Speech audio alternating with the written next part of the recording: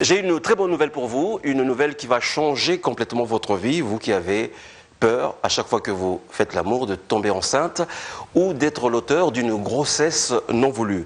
Vous avez compris, mesdames et messieurs, nous allons parler aujourd'hui, une fois encore, des grossesses accidentelles, non voulues, multiples, précoces. Pourquoi ?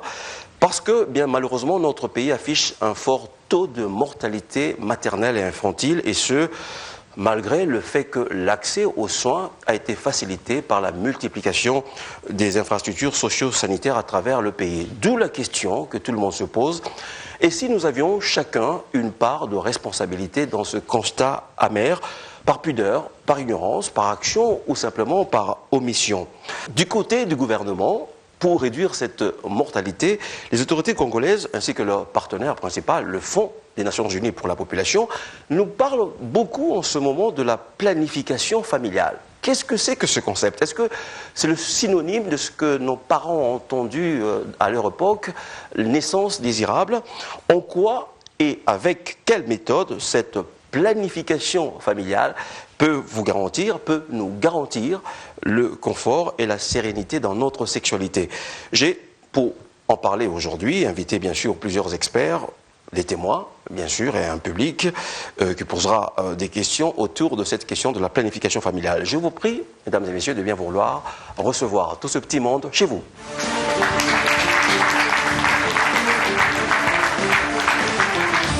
C'est une émission particulière que je vais présenter aujourd'hui. Vous assistez en tout cas à une émission particulière. Elle est particulière parce qu'elle va vous offrir la gratuité, en tout cas vous annoncer qu'il y a la gratuité de soins dans un domaine bien précis. Vous en saurez beaucoup plus tout à l'heure. Elle est également particulière, cette émission, parce que je ne suis pas aujourd'hui seul à poser des questions. Je suis entouré, ou je serai accompagné de quelques journalistes que vous connaissez, qui sont dans des médias que vous connaissez également. Je commence par Esther Abedi Sabou. Esther, bonjour. Bonjour Jules. Esther, vous êtes de Africa TV. Oui, je suis d'Africa TV. Je suis très ravi. Responsable de Africa TV. Africa TV. Je suis très ravi en tout cas, Esther, de vous avoir sur ce plateau d'entre nous. À côté de vous, nous avons Mama Yuma. Elle est de la RTNC 2. Elle est directrice. Oui, Jules. Comment allez-vous? Je vais bien, Alors, merci. je dis tout de suite à nos téléspectateurs que vous êtes une des plus expérimentées en matière d'émissions sur la santé. Oui. Alors, et en matière de planification familiale, c'est depuis 1987 que je faisais des émissions pour sensibiliser la population à cette matière. Cette matière est intéressante et elle concerne tout le monde. Elle est très utile pour notre pays. C'est pour ça que je vous ai invité. À côté de vous, vous avez une autre journaliste qui est aussi, elle, très connue. Bienvenue, Baboua. Bonjour, bienvenue. Bonjour. Bienvenue, vous êtes de Numérica. Oui, TV. Numérica Télévision. Merci en tout cas, bienvenue d'avoir accepté mon invitation pour faire cette émission et poser des questions intéressantes, puisque vous êtes aussi auprès de Numérica, chargé des questions de la santé, et vous y connaissez aussi en planification familiale. Tout à fait. À côté de vous, bienvenue, nous avons Alpha Moukadi. Comment ça va? Ça va bien. Vous aussi, la planification familiale, c'est votre dada. Oui, en tout cas. Je suis présentatrice d'une émission Questions de santé sur Congo Web Télévision. On parle très souvent de la planification familiale.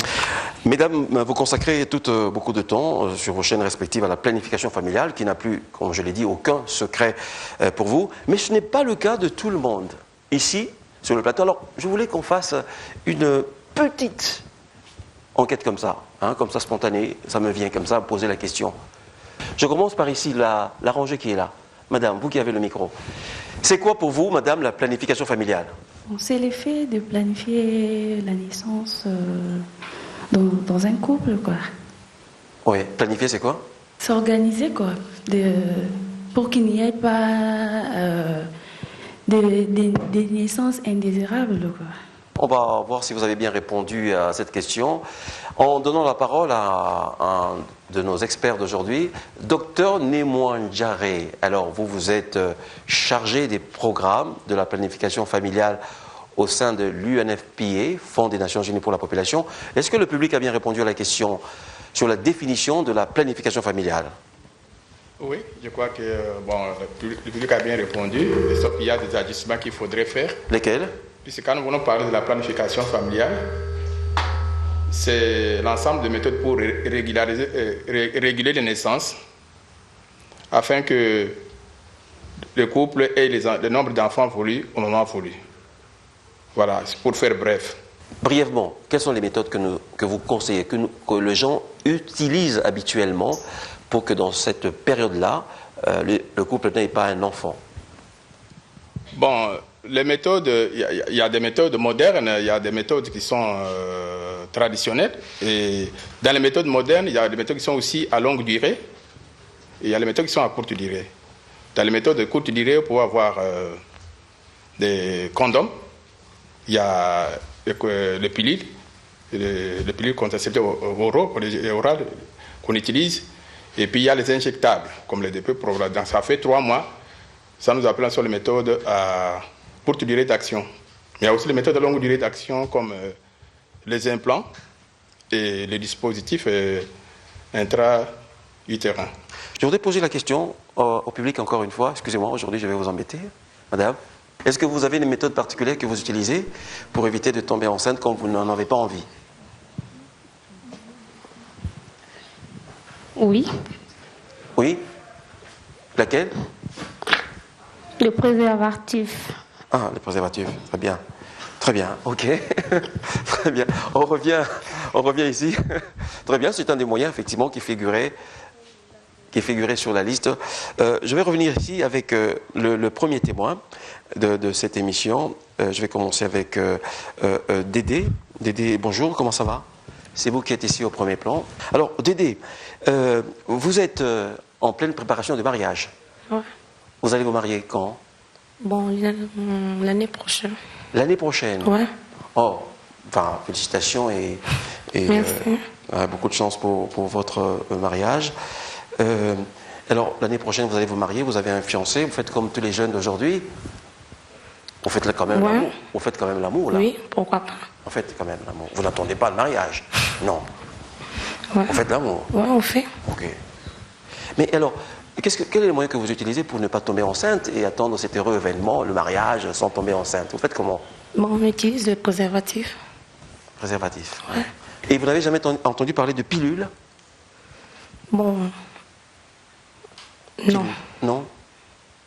Non? Non. Ou d'une autre méthode qu'on peut vraiment vous mettre, j'entends les filles parler des implants, non? Rien du tout? Non. Non. Vous n'avez entendu que parler de préservatif jusqu'ici, Ouais. comme moyen d'éviter de tomber enceinte? Ouais. Très bien. Alors, nous avons baladé nos caméras dans la ville et nous avons ressenti soit la même méfiance vis-à-vis des autres moyens de contraception, soit une ignorance sur la panoplie de méthodes de contraception qui sont sur le marché. Regardons ensemble et nous allons revenir ici pour en parler avec nos invités. La méthode des ebele yo moko nanu mwasi mutu fo ozala baméthode mosusu fo oyeba ke na période moko ya mabe mosusu bamelaka bapili personnellement mpo na nga natikala kosalela yango te mpo eza mpe na bainconvénient. Eza bien ozomona ke eza bavantage na désavantage. C'est une méthode vraiment qui emmène certaines personnes à aller, comme qui dirait, à un boom familial, d'essayer de régulariser leur façon d'avoir des enfants régulièrement. Quand je dis régulièrement, ça veut dire par rapport à un espace d'âge, qu'il n'y ait pas des échelons à chaque année, qu'on ait toujours un enfant, à chaque année qu'on ait un enfant. Ces méthodes-là contraceptives les aident quand même. Et là, ça paraît d'ailleurs à beaucoup de situations financières. La méthode wana paluza nakoloba mindeni ne soki yo moko olingi yango zemi okoki tozozemi soki mpo olingi no yango te yo moko kaka mwasi fo miyeba ke nakomi na période ya malamu nde nakomi na période ya mabe. Action, docteur Némoandjaré, vous sentez une certaine réticence de la population, une méfiance, et on parle beaucoup plus des conséquences fâcheuses autour de cet usage-là des méthodes modernes. Oui, c'est vrai. à entendre ce que les gens disent. Il y en a qui s'opposent. Mais je crois que tout est problème d'information. Tout est un problème d'information.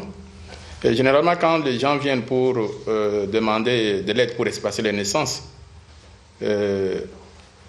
dans les échanges, on explique toutes les méthodes, les avantages et ce qui peut arriver comme effet secondaire. On explique toutes les méthodes au couple qui désire une méthode, et puis le couple fait les choix. En général, ceux qui travaillent en clinique ont de l'expertise. Ils ne conseillent pas de méthodes pratiques à la cliente, mais on lui donne suffisamment d'informations pour que la personne fasse ce que nous appelons un choix éclairé. Mais le choix est toujours volontaire.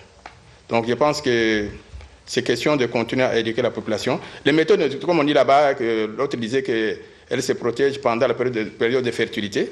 Ça arrive. Il y a des couples qui pratiquent cela, mais le problème c'est au niveau des taux d'échec. Puisqu'il peut arriver un moment où on dit non, ça ne va pas arriver, puis ça arrive. Donc c'est le taux d'échec. Donc les méthodes là traditionnelles c'est bon. Mieux vaut une méthode traditionnelle que ne pas avoir une méthode du tout. Mais seulement le problème c'est au niveau de l'efficacité. Donc le taux d'échec est très très élevé, tandis qu'avec les méthodes modernes, le taux d'échec est quasi nul. Donc on a la sécurité de mener une vie conjugale sans crainte de pouvoir. Donc, mais quand la personne est informée, même les effets secondaires sont minimisés. C'est quand la personne n'est pas bien informée, fait un choix qu'il peut y avoir des effets un peu exagérés. Voilà. Il y a beaucoup d'idées reçues autour de ces méthodes modernes. L'émission servira certainement à lever toutes ces idées reçues. Je propose qu'on écoute le deuxième témoignage. Charlène, bonjour, comment ça va? Ça va bien. Vous avez quel âge aujourd'hui? 18 ans. 18 ans. Et vous avez un enfant? Oui. Tango Zuizé, Mieb Sabiso, réaction à Babo Tino Zaindeni? Réaction à Babo Zaindeni, fâché contre moi. Benga Kingai. Benga Nyonandako? Oui, Benga Ngai. Benga Kingai, même si personne ne l'a souffert, il faut un commun. Même si classe n'a qu'à taille, classe n'a qu'à plus soutien. Mais yo, oyeba kite que ceux qui ont sangana mobile ils ont un risque aux oisemi. Bon, na yeba ki na mene ba ko utiliser comment na ko utiliser pour na ko yani lo kwa na tine ba kite. Ya procéder à revaki. Alors c'est quoi après naissance ya mwana yo ozonga ndako donc so ndako naza ndako ozonga pas parents naza ndako oui mwana yo naza mwana. Très bien.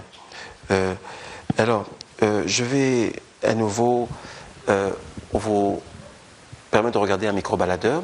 Charlène n'est pas la seule dans ce cas. Tous les jours, en tout cas aujourd'hui à Kinshasa, vous entendez des histoires dramatiques d'enfants, de bébés jetés dans les rues parce que accouchés par des jeunes qui sont adolescentes, qui ont peut-être développé une grossesse en cachette et qui n'arrivent pas à en parler à leurs parents. Nous avons baladé notre micro-baladeur à nouveau sur les rues de Kinshasa pour demander à nos concitoyens quelle serait la solution pour éviter ces grossesses précoces. Parce que c'est le cas de Charlène, elle est tombée enceinte alors qu'elle n'avait pas encore 18 ans. Quelle serait, selon vous, la solution pour qu'on évite d'avoir ce genre de problème au sein de nos familles où nos enfants tombent enceintes alors qu'elles sont encore à l'école? Écoutez vos réactions.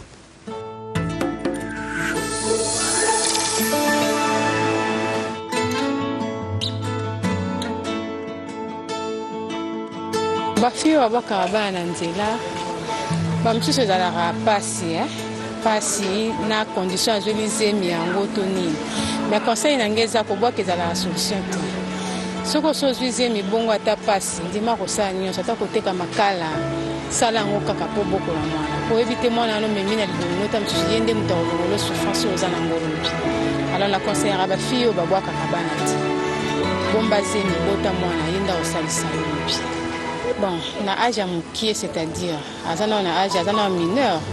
Bon, ce que nous avons mineur, alors on a tout le condimangoti. Vous avez le cas toujours tindaye à sala makamboana. Mais quand on a déjà majeur, tu peux tika ça. Et sengeli na bana na biso batika ko luka mibali avant l'âge. Surtout na ba âge à 15 ans, 16 ans, 17 ans, aux années mineurs, et ça vraiment malamu mingi.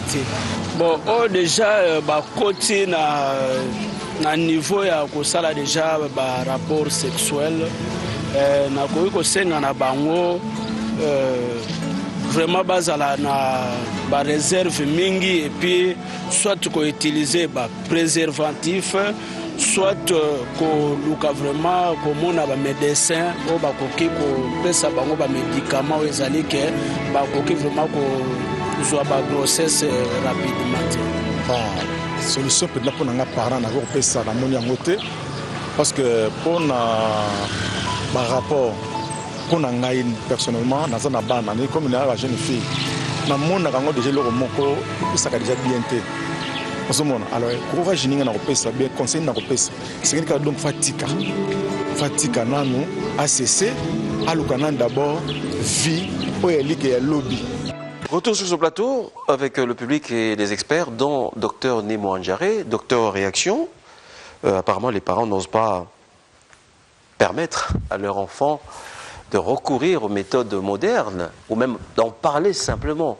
Est-ce que c'est de l'inconscience ou de l'irresponsabilité quand on sait que, j'ai les chiffres, les résultats de l'EDS de 2007, 65% des femmes ont leur premier rapport avant 18 ans. Réaction ? Bon, vous savez, la sexualité des adolescents ou des adolescentes, il faut voir la responsabilité qui incombe aux parents et à la communauté. Les choses ont beaucoup changé. Aujourd'hui, les filles voient des règles très tôt, à très bas âge. Et dès qu'on a commencé déjà à avoir ces premières règles, c'est qu'on court déjà le risque de pouvoir tomber enceinte. Il y en a aussi qui débutent aussi la sexualité très tôt. La raison est que souvent les parents qui disent qu'ils se fâchent comme on a chassé ma fille ici, Charlène, de la maison. Mais il faut d'abord voir la première responsabilité revient aux parents. Vous savez l'enquête qui a été menée en 2012 ici par le programme national de santé de l'adolescent avec l'appui de l'UNICEF. Les enfants se plaignent dedans, ils disent que les parents nous parlent de toutes les choses sauf de la sexualité. Surtout les papas ne parlent que du sport, de la politique ou de la musique à leurs enfants. Ils ne parlent jamais de la sexualité. Et quand une fille tombe enceinte, les parents sont les premiers à se fâcher, à chasser l'enfant. Je crois que nous avons une grande responsabilité d'éduquer d'abord les parents et pour qu'ils assurent une bonne éducation à leurs enfants, puisqu'ils ne parlent jamais de ça. Et aussi, pour les enfants qui fréquentent l'école, on leur donne aussi des conseils. Comme on l'a dit, il faut tout un village pour élever un enfant.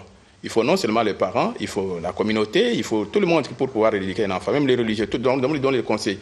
Donc je pense que quand une fille tombe enceinte, d'abord, papa et maman doivent s'asseoir, est-ce que nous avons aidé vraiment notre enfant à se protéger? Puisqu'un enfant est bien informé, c'est vrai que voilà, vous avez grandi à telle étape, si vous pouvez arriver là-bas, quand l'enfant, même s'il rencontre des gens qui lui parlent, elle se souvient de ce qu'on lui a parlé, parce que ses parents lui ont dit. Mais souvent les parents ne parlent jamais de ça. Je vais passer la parole à Esther.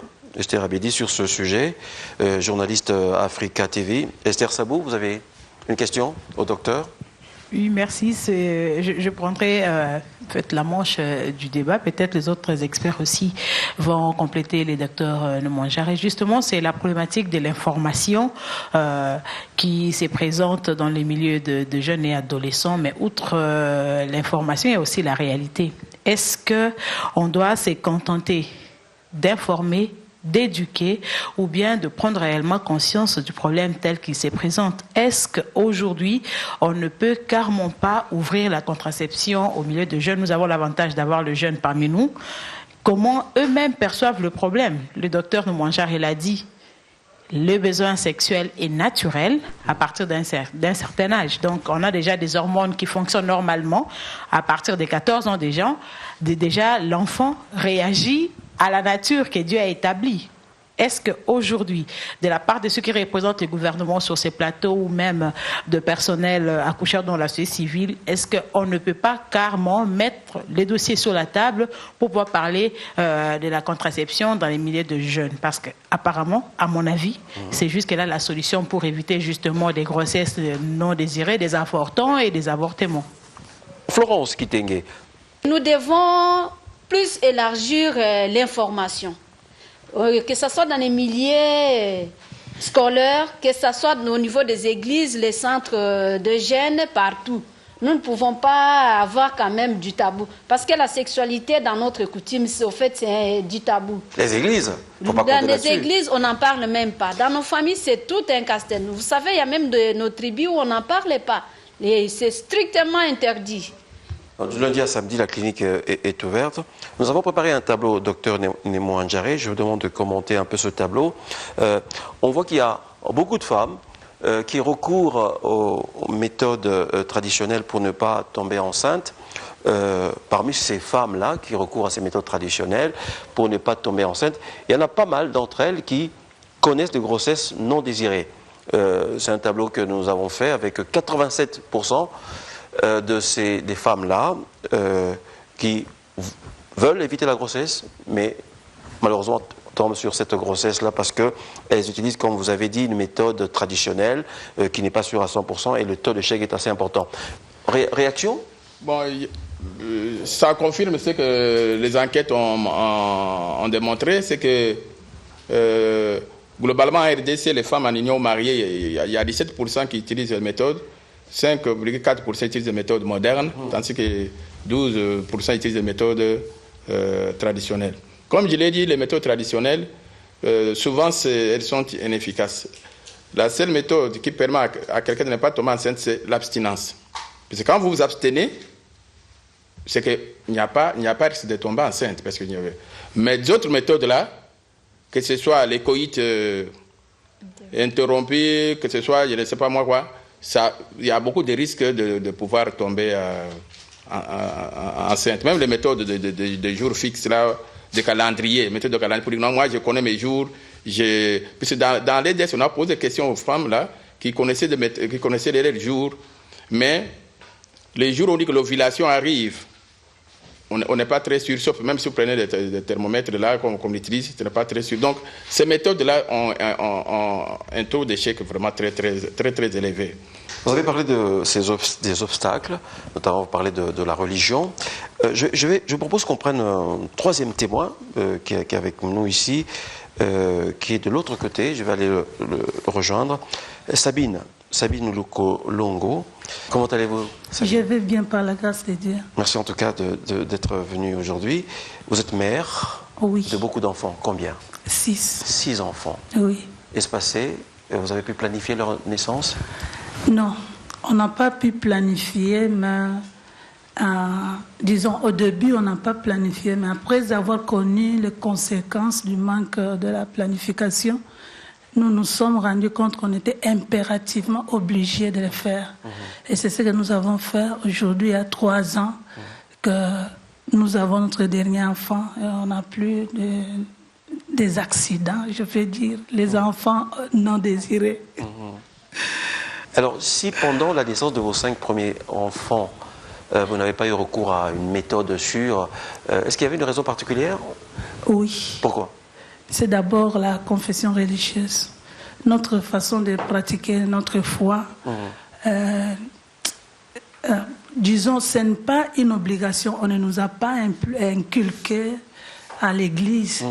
Non, d'ailleurs à l'église c'est moins exploité ces domaines-là. On n'en parle pas? Oui, en quelque sorte. C'était un péché, vous pensez? Pour vous, c'était un péché de recourir à une méthode moderne? Non, ce n'est pas en soi un péché, mais c'est par motif de conscience.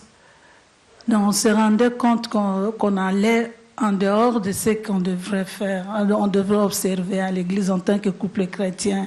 En quoi ça dérange votre foi de prendre des pilules ou une contraception pour éviter de tomber enceinte? En quoi ça dérangerait la foi? Bon, puisque depuis longtemps, on nous disait, bon, ça c'était... par hasard, ce n'était pas organisé, une telle information. Donc, que les chrétiens ne devraient pas utiliser les méthodes modernes, comme on venait de dire là. Nous, on se fiait aux méthodes naturelles. Malheureusement, que les méthodes naturelles sont efficaces si le cycle est régulier. Mais moi, j'avais un problème avec mon cycle. Chaque fois quand j'accouchais, je n'avais pas le retour des règles. Et parfois, c'est brusquement que je me rendais compte que j'étais enceinte. Normalement, je devrais me rendre chez les gynécologues pour m'aider à régulariser d'abord le cycle. C'est ce que je n'avais pas fait, puisque sinon, on va me donner quelque chose de surnaturel, d'artificiel, quoi. Et aujourd'hui, vous utilisez les méthodes modernes et vous êtes en paix avec votre foi? Ah oui. Très bien. À côté de vous, nous avons une personne qui voit souvent les femmes qui sont dans votre situation, c'est-à-dire celles qui viennent d'accoucher et qui ont besoin de recourir à un moyen pour éviter de tomber enceinte. Elle est sage-femme à l'hôpital Saint-Joseph. Émilie. Présente. Comment ça va? Je me porte bien. Je suis très content d'être avec vous. Vous avez une grande expérience. Hein, vous travaillez à Saint-Joseph, à la maternité, l'hôpital Saint-Joseph. Saint-Joseph, quand on dit Saint-Joseph, on sait que c'est un hôpital des catholiques. Oui. Alors vous êtes à la base de ça, de ce qu'elle vient de dire. Vous êtes contre les méthodes modernes, vous? Bon, chez les catholiques, bon, à l'hôpital Saint-Joseph, je dirais, la sensibilisation commence à partir de la consultation prénatale. Quand une femme se reconnaît enceinte, elle vient à la consultation prénatale, on donne de l'éducation sanitaire en masse. Là, on parle de plusieurs sujets. Parmi tous les sujets dont on parle à la consultation prénatale, là-dedans, il y a le planning familial. Il y a aussi la méthode d'auto-observation, où la femme doit observer la glaire cervicale. Nous donnons l'éducation... Glaire cervicale. La glaire cervicale, oui. Bah, qu'on appelle la lingala mai muselu. Mai muselu. Mai ni. Maya Maya nzoto bo mwasi. Ah d'accord. Mai muselu. Ba groupe pe ezalaka ba benga bango ba mama mai muselu. Ba pesa pe mateya à part biso bango pe ba pesa mateya. Soto lobaka période ya nini ya fertilité mingi ezalaka soko moni mwasi maboko na yo ezala na mai te. Soko osangani te na mobile maboko na yo ezala na mai te avant osukula okoti maboko na kati kona lero obenda ba perte soko osali boyo bendi mai ezo nani ba perte wana ezo benda lokola dongo wana ne période to pesa bango omona ke période wana eza nani eza période moko oyo moi c'est à côté kozana zemi facilement. Ce qui est dongo dans période il y a mabé. Mais faut vous comprendre. Ce qui est dongo eza période mabé. Mais ce ko ochebo ezo kata na mbala moko ekomi pate wana eza pepon. Eza période malam. Mais la méthode que les femmes aiment plus et qui réussit le plus, c'est le collier du cycle. Collier du cycle. Oui, collier du cycle. Ça c'est facile. Vous avez amené votre collier? Oui, j'ai amené mon collier. Que vous soyez intellectuel ou pas, c'est facile à suivre. Je vais le vendre par Internet. Hein? Oui. C'est facile à pratiquer et puis c'est pour toutes sortes de cycles. Hein? Que vous ayez un cycle court, un cycle long ou bien un cycle normal de 28 jours, c'est facile à utiliser. Nous avons un autre témoin ici, à côté. Monsieur Alain, bonjour, comment ça va? Bonjour, vous donnez le micro à Alain qui est à côté. Alain. Bonjour, merci. Comment ça va? Ça va très bien. Mais alors vous êtes un adversaire farouche de toute méthode de contraception? Pas du tout. Alors, j'ai lu votre fiche, Alain. Vous êtes un chrétien pratiquant. Oui. Vous encadrez des jeunes? Oui.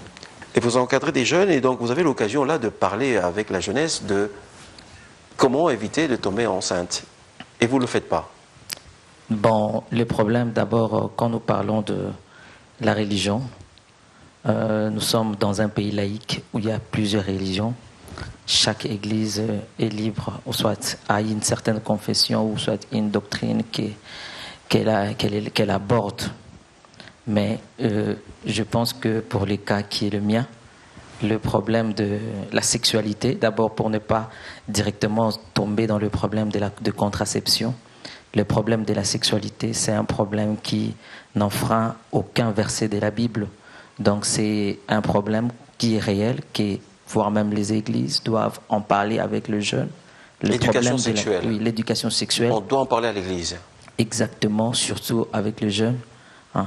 Tandis que le problème de la planification, comme vous dites là, la planification, la contraception, au niveau des églises, c'est plus au niveau de réunions de couple, où on doit souvent marteler sur la question. J'ai bien aimé l'intervention de madame qui a parlé de les problèmes de contraception, au-delà de ces problèmes de maternité non désirée, qui frappent souvent le jeune, mais il y a des problèmes, par exemple, liés aux maladies sexuellement transmissibles.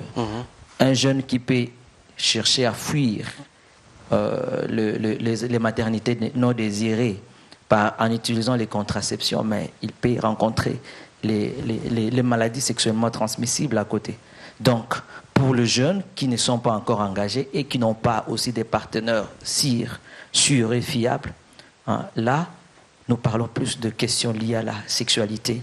Et nous conseillons, nous, étant qu'Église, les relations sexuelles, c'est quelque chose qui est conçu pour être fait dans le mariage. Ok, très bien. Voilà. Alors, j'avais dit que j'avais plusieurs journalistes ici. Mama Yuma, de la RTNC, vous avez une question à poser à ce stade de l'émission? Oui, je voudrais poser une question à Madame Florence. Je crois vers les années 90, la population congolaise, d'une façon générale, utilisait plus les méthodes de planification familiale. Et actuellement, je crois que c'est réduit à la baisse. C'est dû à quoi? À ce moment, le Zaïre, à l'époque, était même le pays modèle en Afrique subsaharienne, puisque c'est depuis 1972 qu'on a lancé le programme de naissance désirable. Et qu'on a mis vraiment assez de moyens, le gouvernement et les partenaires. Et même l'actuel programme national de santé de la reproduction, c'est une émanation du programme de naissance désirable. Donc, en 1980, avec la survenue du VIH-Sida, l'intérêt, même sur le plan international, a fait que les gens ont drainé des fonds vers le VIH. Et on a commencé à négliger le programme de planification familiale. Et sur le plan interne, le pays n'a plus mis l'argent dans la PEF. Et les partenaires sont devenus très peu nombreux. Jusque-là, il n'y a que 2 partenaires qui achètent des contraceptifs pour le pays, c'est l'USAID et l'UNFPA. On ne peut pas répondre aux besoins de tout le pays. Mais depuis 2012, il y a quand même un changement. On voit que le gouvernement accorde encore une grande importance à la planification familiale. Et même la communauté internationale, grâce au sommet de Londres, on a dit qu'on ne peut pas avoir le développement sans la planification familiale. C'est pourquoi nous revenons en force sur la planification familiale, et sur le plan international et sur le plan national. Et c'est pour cela... Naissance désirable égale planification familiale. C'est le concept qui a été mis au point par la RDC. Le RDC a adopté la notion de naissance désirable ou parenté responsable. Mais en fait, c'est la planification familiale. Ça, c'est dans d'autres pays, on parle de planification familiale. Mais à RDC, on avait adopté la notion de naissance désirable, qui était sur le plan pratique la même chose. Oui. Mais c'est une notion très, très importante. Ça veut dire qu'il faut désirer les enfants pour les avoir. Il ne faut pas que les enfants viennent n'importe comment. Voilà. Depuis le 26 décembre, vous avez lancé, docteur Némo Andjaré, surtout l'UNFPA a lancé une vaste campagne. C'est cela la bonne nouvelle que je vous annonçais en début d'émission. Pourriez-vous nous en parler davantage? Depuis l'année passée, initié la première campagne au niveau du pays en ce qui concerne la planification familiale. Bien sûr, nous sommes surtout dans les sites urbains. Et c'était en 2012, on a lancé la campagne. Cette année aussi, pour qui le ministre provincial de la Santé, c'était le 26 décembre. Mais d'autres provinces comme les Katanga et le Bandundu ont déjà lancé leur campagne bien avant. On pense que c'est pendant la campagne, c'est le moment où nous offrons gratuitement des services. Donc vous venez, vous ne payez rien du tout. Que ce soit les implants qui sont beaucoup préférés par nos mamans ou d'autres, quelle que soit la méthode que la personne choisit, il reçoit gratuitement pendant la campagne. Et après, les services redeviennent payants. Mais notre effort, c'est d'évoluer vers la gratuité, comme ça se fait dans d'autres pays, comme le Rwanda, l'Éthiopie, le Malawi. L'État assume avec ses partenaires pour dire qu'en ce qui concerne la planification familiale, c'est gratuit partout. À ce moment-là, ceux qui ont besoin de services peuvent les avoir sans payer. Pour le moment, la gratuité est seulement pendant la campagne, mais après la campagne, les services deviennent payants. Mais nous sommes en train de voir comment est-ce que nous pouvons, avec le gouvernement et les partenaires, arriver à offrir les services gratuitement pour arriver à augmenter l'utilisation. Bienvenue. Barbara, vous avez une question sur cette campagne qui offre ces services de la planification familiale gratuitement. Donc, durant la campagne, tout ce que vous voulez, les implants, toute méthode ou toutes les informations que vous voulez avoir auprès de l'UNFPA, c'est gratuit. Oui, bienvenue. Docteur, vous reconnaissez que parmi les méthodes les plus utilisées en République démocratique du Congo, ce sont les contraceptifs à courte durée. Et à côté de ça, il y a les contraceptifs modernes à longue durée, mais qui ne sont pas vraiment vulgarisés. Que comptez-vous faire pour vulgariser ces méthodes qui sont aussi efficaces? Et l'autre question, c'est que la planification familiale, apparemment, tous les intervenants n'ont parlé que de la femme. Et pourtant, l'acte se pose entre l'homme et la femme. Est-ce que vous invitez aussi les hommes à assister à ces séances de conseil? Merci. Très bonne question, bienvenue. En fait, le problème de planification pour la RDC pose problème par rapport aux autres pays. Chez nous aussi, les gens utilisent souvent les condoms. Or, ailleurs, on ne compte pas tellement les condoms. Les gens utilisent souvent les condoms, les pilules et un peu les implants. Et les implants sont souvent utilisés par les femmes qui ont déjà atteint le nombre d'enfants voulus. Par exemple, les femmes qui ont déjà 5, 6 enfants, 7 enfants. Mais les jeunes femmes, souvent, n'utilisent pas tellement les implants. Et même, surtout les dispositifs intra-utérins, comme on appelle les stérilés. C'est une très bonne méthode, mais il y a beaucoup de rumeurs qui circulent autour des stérilés, si bien que les gens n'aiment pas l'utiliser. Mais la vraie planification familiale, c'est avec les méthodes à longue durée. Il y a même des méthodes permanentes, comme celle qu'on a parlé là-bas, la ligature tubaire ou la vasectomie. On coupe les canaux déférents sur mon lit. Pour les gens qui disent que nous ne voulons plus d'enfants, donc pour eux, il faut des méthodes permanentes, donc qui fait la ligature tubaire ou bien la vasectomie. Oui, nous allons faire la campagne. On va compter sur vous pour les vulgariser. Je vois que les médias, j'espère que vous allez nous aider pour vulgariser ces méthodes-là. Enlever les tabous, les rumeurs, les fausses perceptions qui existent autour de ces méthodes. Je crois qu'on comptera sur vous aussi pour faire cette campagne d'éducation de la population. Oui, Alpha Moukadi, vous avez une question aux experts? Voilà, moi j'ai deux petites préoccupations. D'abord, j'ai un bouquin du Fonds des Nations Unies pour la population qui nous informe que la planification familiale est un outil pour le développement d'un pays, mais également aussi qu'elle peut aider à régulariser ou soit à surveiller la croissance démographique, comment cela. Et puis pour le gouvernement, depuis qu'on a commencé cette émission, je sens l'implication du gouvernement pour la promotion de la planification seulement dans la sensibilisation. Est-ce que le gouvernement, c'est bien beau de sensibiliser et après il y aura une demande forte pour avoir des méthodes de contraception. Est-ce que le gouvernement a toutes ces méthodes pour donner à toutes ces personnes qui vont en avoir besoin? Oui, merci beaucoup pour la question. Je crois que vous avez raison. Justement, la planification familiale, c'est un outil de développement. C'est une stratégie clé pour le développement de tous les pays. Vous savez que dans tous les pays développés, vous allez rarement trouver une femme qui a plus de 3 enfants. Souvent, c'est un enfant, 2 enfants, 3 enfants. Avec le développement, avec l'amélioration du niveau de vie, les gens ont tendance à avoir moins d'enfants. Et comme la RDC a son programme de devenir un pays émergent à l'horizon 2035, la planification familiale, selon les échanges que nous avons vus, le document qui a été produit par le ministère du Plan à l'intention de son excellent Premier ministre, le Premier ministre, c'est que la planification volontaire, c'est une des clés pour arriver à développer les pays, dans le sens que si la femme a le temps d'espacer les naissances, d'abord, prenons les filles, elles ont le temps d'étudier, de terminer les études, et une fois terminées les études, elles peuvent trouver un emploi rémunérateur et contribuer au développement du pays. Et la femme, si elle espace les naissances, surtout, vous savez que ceux qui produisent, qui tiennent l'économie, ce sont les femmes, dans les milieux ruraux. Ce sont les femmes qui font les champs, ce sont les femmes qui vont vendre au marché, ce sont les femmes qui sont... Donc, la femme, en espaçant les naissances, elle a le temps de travailler, de produire. Et quand elle est en bonne santé, et même l'homme, puisque là, quand une femme est en bonne santé, elle a le temps aussi de nourrir et son mari, et nourrir et les enfants. Donc, si vous comparez, quand la femme tombe malade dans la maison, c'est tout le monde qui est en débandade. Donc, c'est pourquoi, comme elle maintient tout le monde, les femmes en bonne santé, donc la planification familiale aide à ce qu'on puisse augmenter la productivité. Et puis, le nombre de dépendants. Donc, nous parlons de dépendants sont les gens, surtout le peuple de moins de 15 ans, les gens qui ne peuvent pas se prendre en charge, qu'il faut supporter. Aujourd'hui, nous avons un problème puisque la RDC est le 3e pays le plus jeune du monde, avec 68% des gens qui ont moins de 25 ans. Donc, ça pose un sérieux problème pour trouver l'emploi, pour l'éducation. Vous voyez tout ce qui se passe avec les écoles où les universités qui naissent de gauche à droite, c'est une question de démographie. Donc on ne peut pas développer un pays avec une éducation au rabais. Donc tout ça, ce sont les questions qu'on peut adresser grâce à la planification familiale. Il y a beaucoup d'autres avantages que j'oublie, je ne peux pas tout citer.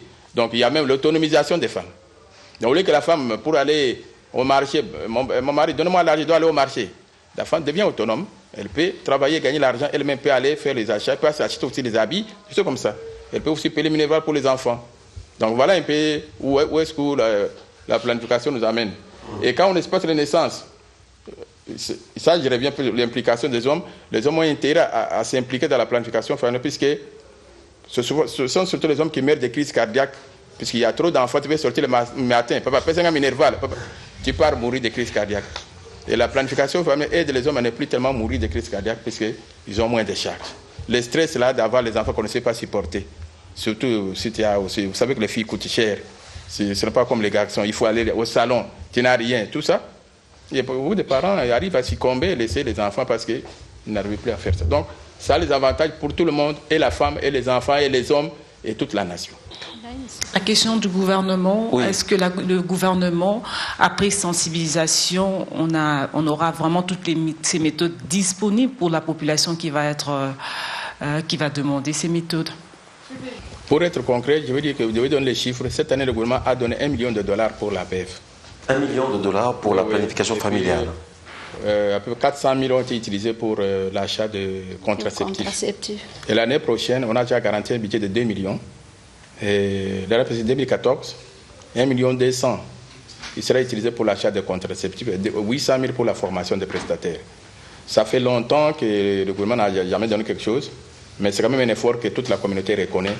Mais nous n'avons pas encore atteint les niveaux de pays comme l'Éthiopie, puisque l'Éthiopie a mis en 2013 $16 millions pour l'achat de contraceptifs. On est loin, mais bon, donc, déjà... Mais nous sommes déjà sur la bonne voie. Oui. On était à 0, maintenant on est en train d'aller... Nous reconnaissons vraiment les efforts que le gouvernement est en train de faire pour remonter la planification familiale. Oui, vous avez une autre question à poser. Vous avez à côté de vous quelqu'un qui voit les femmes accoucher, le président de l'Union nationale des accoucheurs et accoucheuses du Congo. Oui, si vous avez une question pour lui, Esther, bienvenue. Esther? Ouais. Oui, M. Ambroka, le problème qui se pose, c'est pour les femmes qui viennent d'accoucher.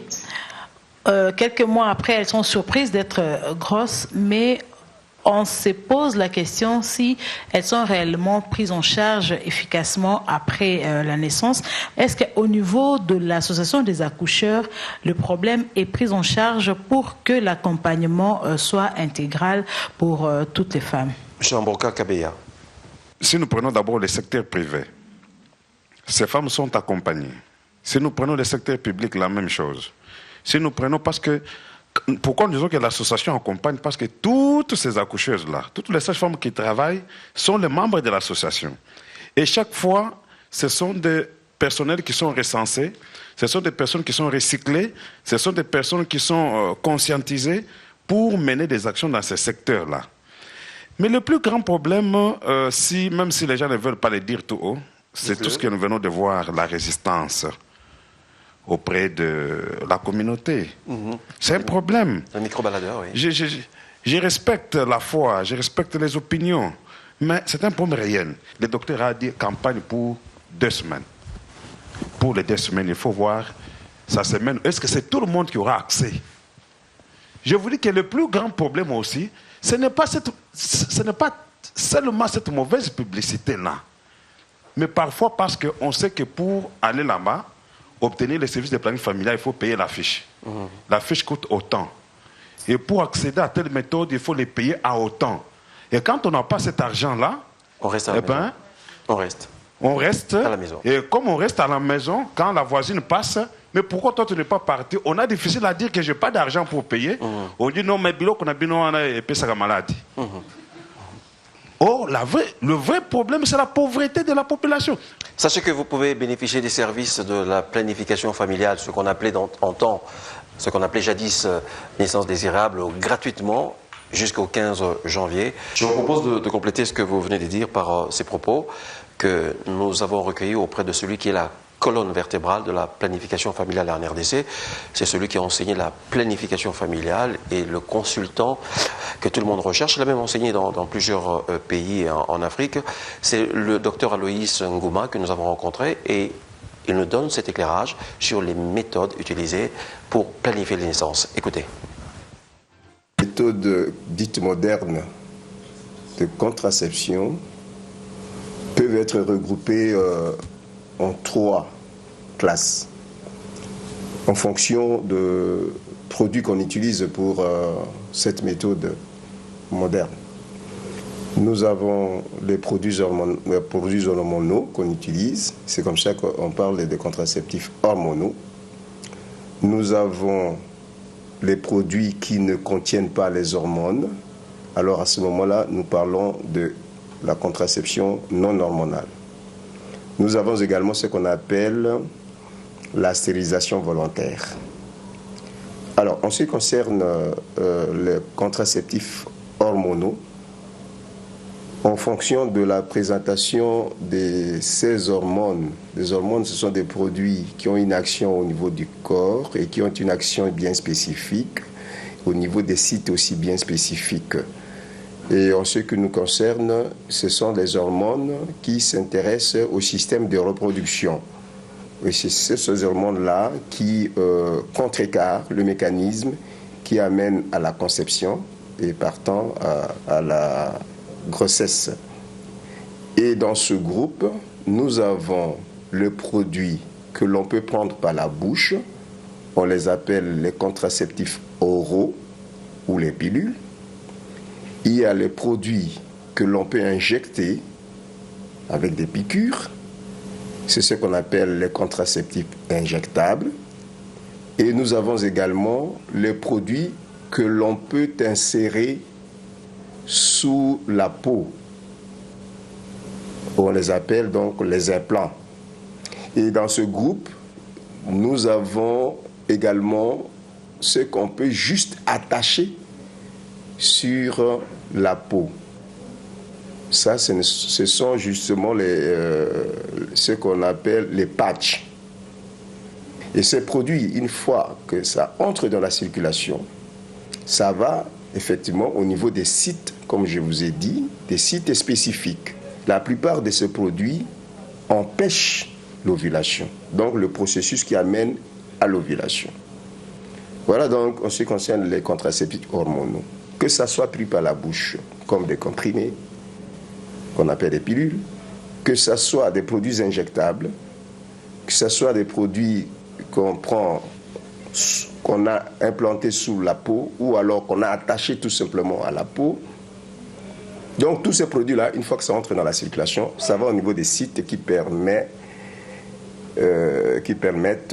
que la femme ovule.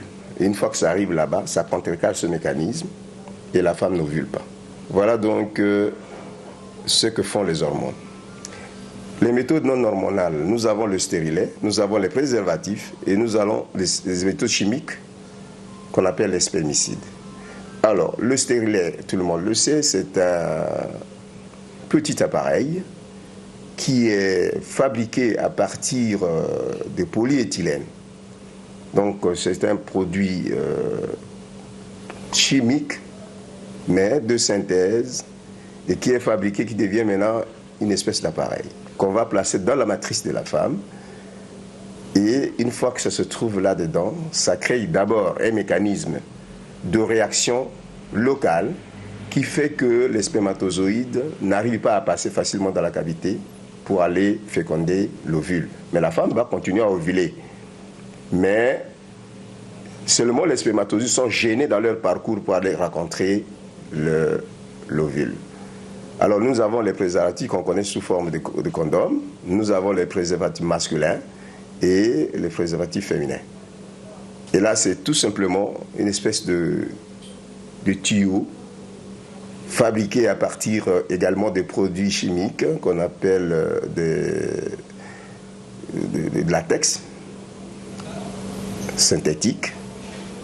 Au début c'était du caoutchouc, mais maintenant c'est du latex qu'on utilise.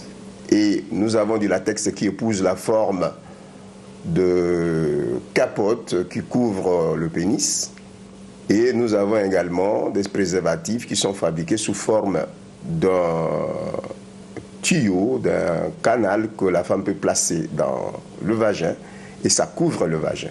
Alors l'action principale c'est quoi? C'est que lorsqu'il y a eu des rapports sexuels intravaginaux, c'est-à-dire l'homme pénètre quand même dans le vagin, et quand il éjacule, le liquide de l'homme ne va pas se retrouver dans le corps de la femme, ça ne va pas se retrouver dans le canal vaginal de la femme. Voilà donc comment ces préservatifs préservent la femme de la possibilité de tomber enceinte. Mais généralement, au niveau de ces préservatifs, on met aussi les spermicides que nous allons décrire maintenant. Donc un produit qui peut tuer. Lorsque on a éjaculé dans cette poche, comme il y a les produits chimiques qui tuent les spermatozoïdes qui se trouvent dans cette poche-là, donc nous avons une double action. L'action de recueillir le sperme, et y compris les spermatozoïdes dedans, et les spermatozoïdes qui s'y trouvent, étant en contact avec les spermicides, eh bien, ces spermatozoïdes sont tués par les spermicides. Voilà donc les méthodes non hormonales. Alors, il y a la stérilisation volontaire. C'est-à-dire quoi? C'est-à-dire que on coupe, seulement ce sont les méthodes chirurgicales, on coupe les canaux qui permettent chez la femme que l'ovule puisse se situer au niveau de la trompe et que les spermatozoïdes viennent jusqu'au niveau de la trompe pour rencontrer l'ovule. Et à ce moment-là, il y a la fécondation. Alors, lorsque on coupe quelque part sur le trajet de la trompe, cette possibilité de rencontre entre spermatozoïdes et ovule est complètement aliénée, c'est-à-dire n'existera plus. Il n'y aura pas possibilité. Donc, les spermatozoïdes vont monter, vont arriver quelque part et vont être bloqués. L'ovule va partir de l'ovaire, va entrer aussi dans une portion de la trompe et ça va être bloqué quelque part. Et entre les deux, il n'y a pas de communication. Et c'est ainsi qu'il ne sera plus jamais possible que l'ovule et les spermatozoïdes se rencontrent. C'est comme ça que l'on trouve que c'est une méthode hautement efficace. Voilà donc les méthodes considérées comme les méthodes modernes. Pourquoi? Parce que ce sont des méthodes qui font recours à des procédés qui ne sont pas naturels. Alors en général, les méthodes naturelles sont confondues avec les méthodes, ce qu'on appelle les méthodes classiques. Mais sur le plan scientifique, ces méthodes-là sont également modernes. Parce que si on comprend leur mécanisme, le raisonnement qui a amené à ce que l'on puisse utiliser ces méthodes qu'on appelle les méthodes classiques, c'est un raisonnement scientifique. Et un raisonnement scientifique moderne aussi. Par exemple, la méthode de calculer les jours, c'est une méthode qui est tout à fait scientifique, basée sur des expériences scientifiques, des explications scientifiques. Par exemple, la méthode de l'allaitement maternel. C'est une méthode très connue, c'est une méthode utilisée par nos ancêtres, c'est une méthode ancienne, on considère ça comme méthode classique. Mais l'explication qui y est donnée, c'est une explication tout à fait scientifique, moderne, sur l'interaction hormonale au niveau de l'organisme de la femme. Donc vous voyez que ces méthodes sont considérées comme classiques tout simplement parce qu'elles sont naturelles, tandis que les autres méthodes qui sont considérées comme modernes, ce sont des méthodes qui recourent à des procédés qui ne sont pas naturels. Donc, pour y arriver, il faut utiliser une méthode contraceptive. Et parmi les méthodes contraceptives, on peut utiliser peut-être la méthode naturelle que nous encourageons pour les enfants.